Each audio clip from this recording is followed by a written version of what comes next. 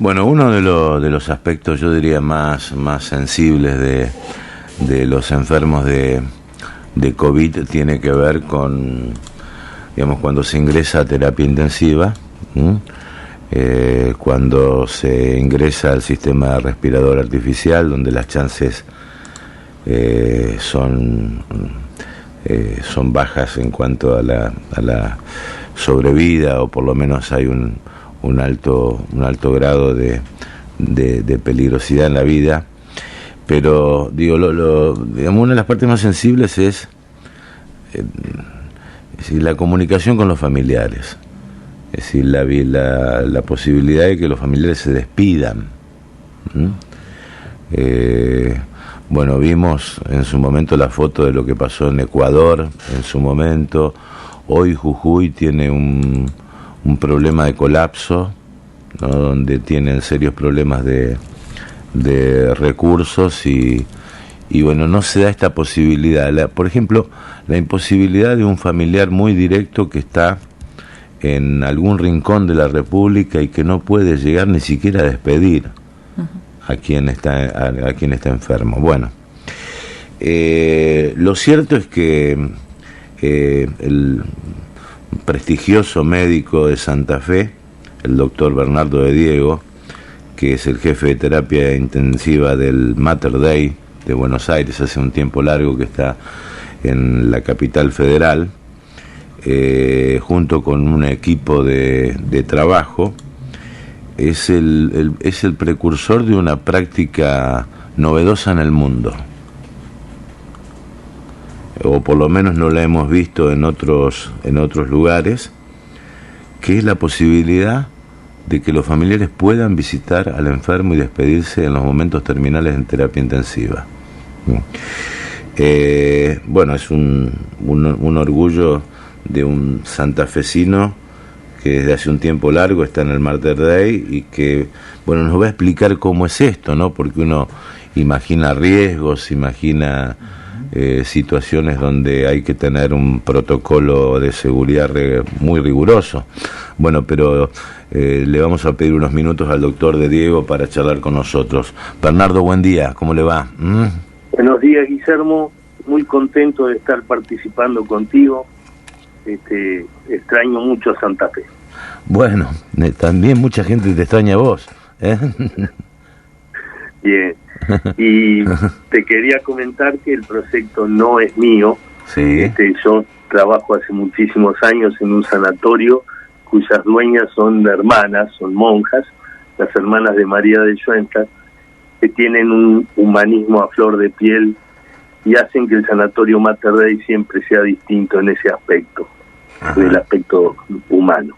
Ajá. Y es por eso que ellas un poquitito nos pidieron e impulsaron este proyecto, viendo que en el mundo la gente se moría en la mayor de las soledades y no había posibilidad de despedir a los seres queridos. Entonces ahí nos pusimos a trabajar con un equipo multidisciplinario, pero realmente multidisciplinario.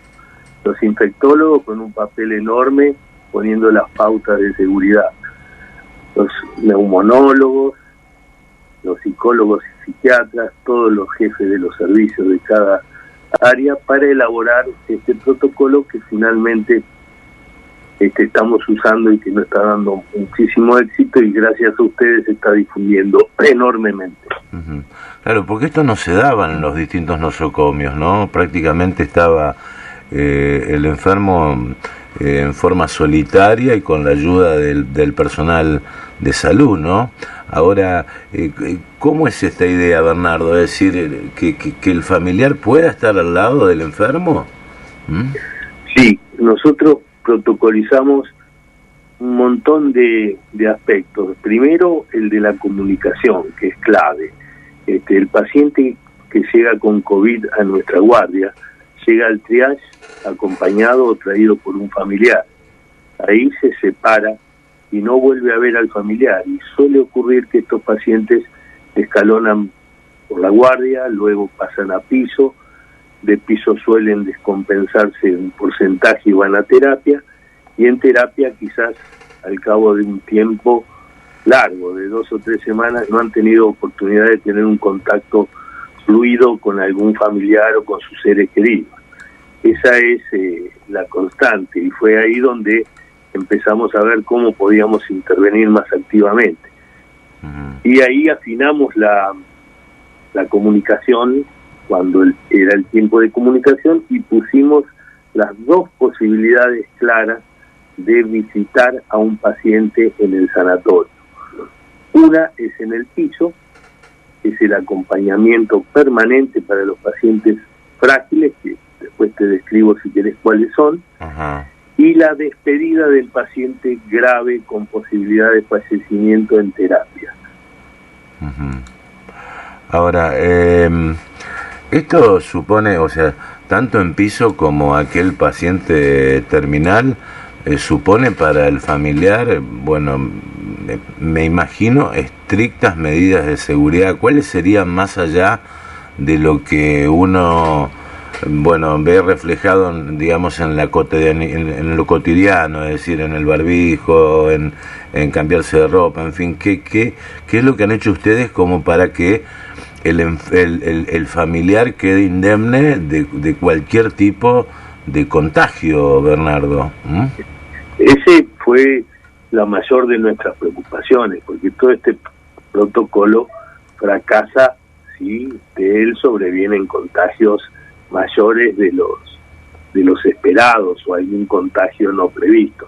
Entonces, en estos dos escenarios que te mencioné, por ejemplo, en el del paciente frágil, hay un paciente añoso, suponte un paciente de 80, 90 años, frágil, con ciertas pérdidas de sus habilidades cognitivas, sin poder movilizarse por sus propios medios, sin poder comunicarse claramente, se interna en una habitación de piso, muy linda habitación, con muy buena intención de todo el equipo tratante, pero no olvidemos que en esta pandemia el equipo tratante de enfermeras, que siempre es tan solícito y tiene ese humanismo particular, que son la clave de cualquier atención sanatorial, están sobrepasadas, con sus equipos de protección personal, entrando, saliendo, en todos los pacientes, no tienen ese tiempo para dedicar a un paciente, darle de comer, atender sus mínimas necesidades,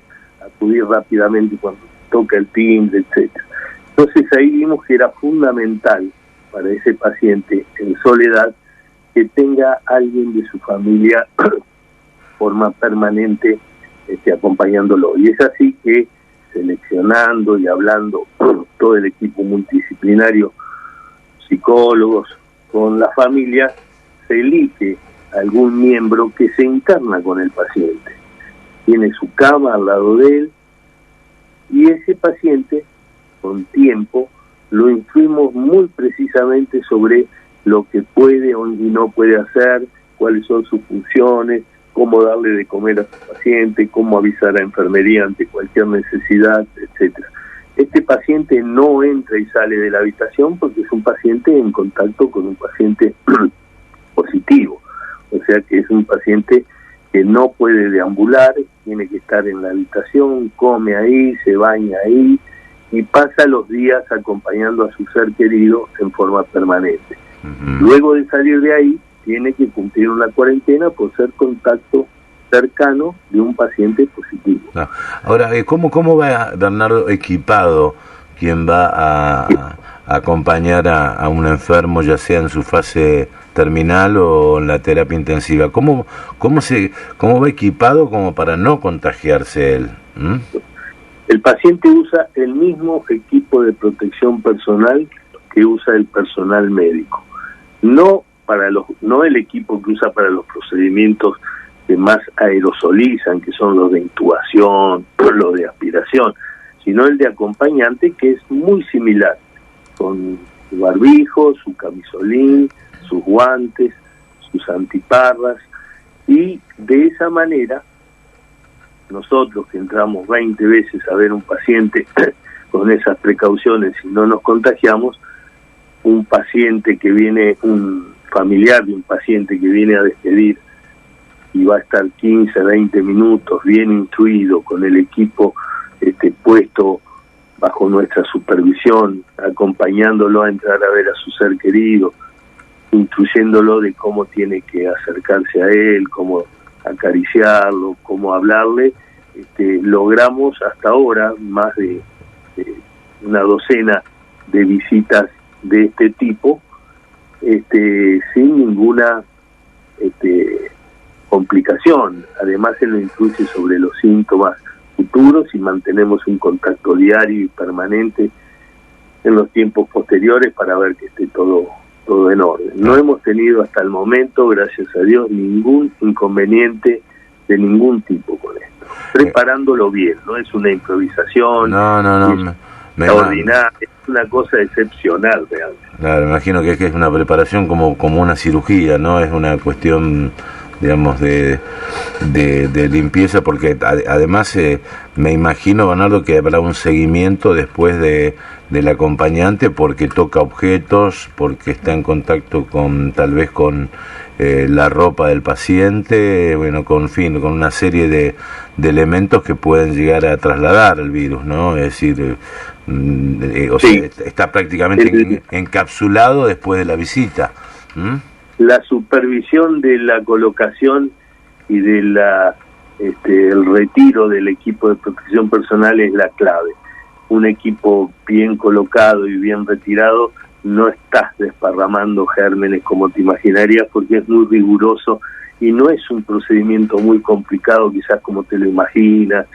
Es un procedimiento de lavado de manos, de colocación de un camisolín con una técnica especial, de colocación del barbijo, de colocación de la antiparra, y de los guantes, una entrada a un área especial donde los familiares ven un poco lo arduo que es el trabajo en una terapia y se quitan fantasías, ven cómo se trata al paciente crítico, y eso que se lo imaginaba vagamente lo ven en directo y aprecian mucho esa parte y se sienten confortados de que su familiar está atendido por tanta gente y tanta dedicación, cosa que por ahí tiene una imagen abstracta si no lo ven, si no lo vivieron.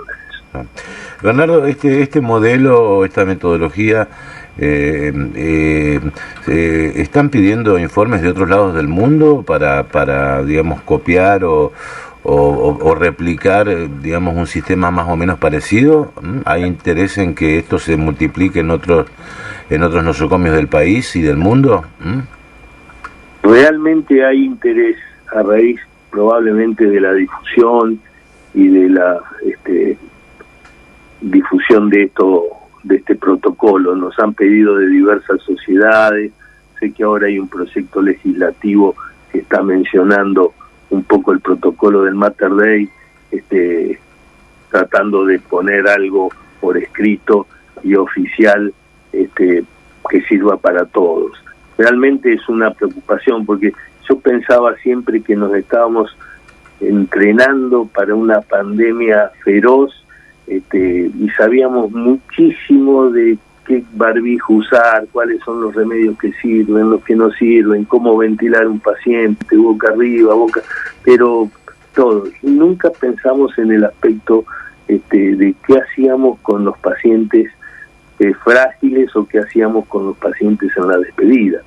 Es muy frecuente y triste el relato de algunos familiares de pacientes que fallecen, que no pueden ni identificar el cadáver y lo hacen mediante una fotografía, y es terrible realmente pensarlo, pero es así.